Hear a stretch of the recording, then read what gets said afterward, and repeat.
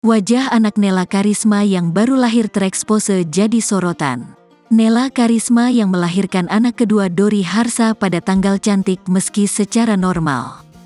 Anak kedua Nela Karisma dan Dori Harsa lahir pada tanggal 23 Maret tahun 2023. Kabar kelahiran anak kedua Nela Karisma dibagikan dalam postingan Instagram pribadi istri Dori Harsa. Nela Karisma sempat bikin heboh karena sebelum melahirkan anak kedua Dori Harsa sempat joget pargoy. Diketahui Nela Karisma nyanyi sambil joget pargoy saat istri Dori Harsa ini tengah hamil besar. Ternyata saat hamil Nela Karisma tetap bekerja.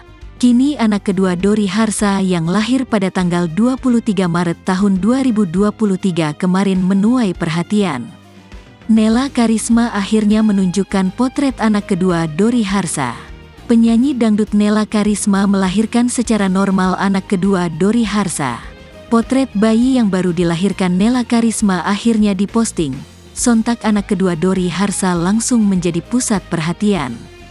Nela Karisma perlihatkan wajah anak kedua yang baru saja dilahirkannya. Potret gemas buah hati Dori Harsa jadi sorotan. Kebahagiaan tengah dirasakan pasangan Nela Karisma dan Dori Harsa. Pasalnya, mereka berdua belum lama ini dikaruniai anak kedua pada Kamis, tanggal 23 Maret tahun 2023.